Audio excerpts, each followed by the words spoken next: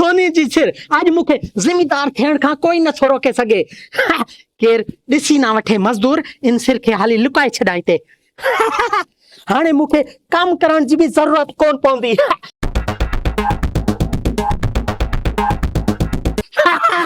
पारो कर सिर ले ये वेड़ो ना थींदो करना। हाँ उस्ताद मोगा हे वठ उस्ताद मोगा तो गाने में सिल्ली में गाने भाई वा बेकार सिर होई भगल हुआ में सिर में छो हंदम मां दे मुझको सिल्ली ने मोटम साबित हुई हराम खोर तू वेड़ो छो तोखे खबर न केड़ी सिर इन दीवार में लगदी केड़ी ना लगदी।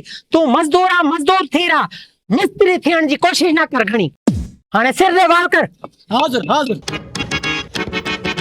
उस्ताद मोगा तो के रुमाल खुले थे वो करे वियो मजदूर थी रहा रुमाल माखे विचड़ दो पियो मां होडे लंब देई सटियो। हराम खोर मथो छो खाई यो हेवा दिहाड़ी तो जी पूरी थी वई 1000 रुपयो थी। अन मुके जेबू 1000 रुपयो नदी पानी दिहाड़ी जगह जो मालिक आज कोन इंदो छा भला। घणी हाने बक ना कर तोखे दिहाड़ी मिली वई ना हाने मोकला तोखे। हाँ वाह मुके पान दिहाड़ी मिली वई मां हाने वञाई तो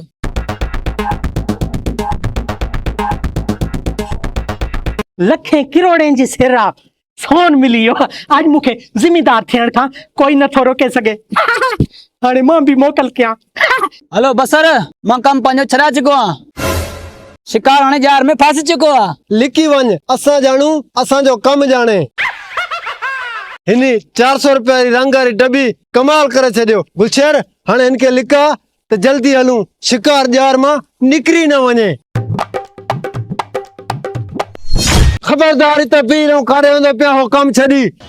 ओ सेठ साहब अचानक मुझे पेट में गड़बड़ थी वई इन जे करे मां आध दिहाड़ी हयूं करे घरारी तरफ रवानो थो वेंदो आ। घर वेंदो पिया हाँ तू तो शाम ताईं कम कंदो है मोबाइल जी लाइट मारे रात जो भी कम कंदो है तो जो त ठीक हो केड़ो तू दिहाड़ी ते आ। हां सेठ बसर मां भी कम कयो आ मिस्त्री मोगे दे हे जेको ना शाम ताईं कम वेंदो माखे भी दिहाड़ी याद दींदो। बुद्धि वरतई आज वारी किया तू आध दिहाड़ी कई घर वेंदो पिया ऐ काशई मां जी जा मां चोरी त न कयो न निभागा मां काशे न चोरी कई।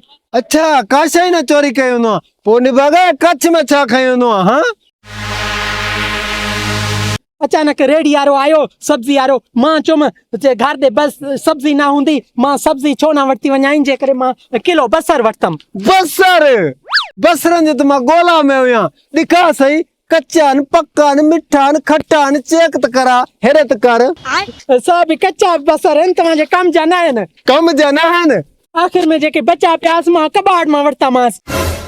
सोन जी सिल हे मुंजो नसीब सोने जी सिर मुझे हवाले क्यों न त तवाखे गुनाह थींदो। अच्छा यो कदी को वटी तू सोचो गुनाह सवाब जो कदी को वटी तू मसीह जो कक थियो गंजा। यो बुधा असा है तो के सोने जी सिल दियूं इनजे बदले असा के तू छा दींदे। मां त रोजगार कंदो आ दिहाड़ी कमाईंदो आ मजदूरी करा तो मुझे खीसे में लाख रुपयो पियो आ चवो तो दियाई रे लाख रुपयो मुझे हवाले कर सिर सोने जी। हाँ लाख रुपया मु जान न थींदो कुछ बियो आई तो बुधा साहब मां वटि ॿियो कुछ ना रखियो आ खीसे में सिर्फ टच मोबाइल पई आ। कट जल्दी कर अचे आ हे वठ सोने जी सिल हे तो जो नसीब आ ऐं असां जो नसीब असां वठ। हल गुलशेर हलूं गंजे जाने गंजे जो कम जाने। हाणे ये सोने जी सिर लिकाया किथे रस्ते में दग विंदे कोई दिसी न वठे कोई फुरे न वने। सेठ साहब छा थियो शिकार जार में फांसी वियो आ हे वठ 5000 रुपया तोजी खर्ची 1.5 फुटा वडी तू यार मेहनत कई आ हे वठ 5000 रुपया तोजी खर्ची। हाणे लगदी ना थोड़े के खबर त किए मजूरन जी मजूरी खाइबी आ ऐं किए मजूरन के रात ताईं लड़ाइबो आ ऐं उन्हनि के आध दिहाड़ी ॾिबी आ।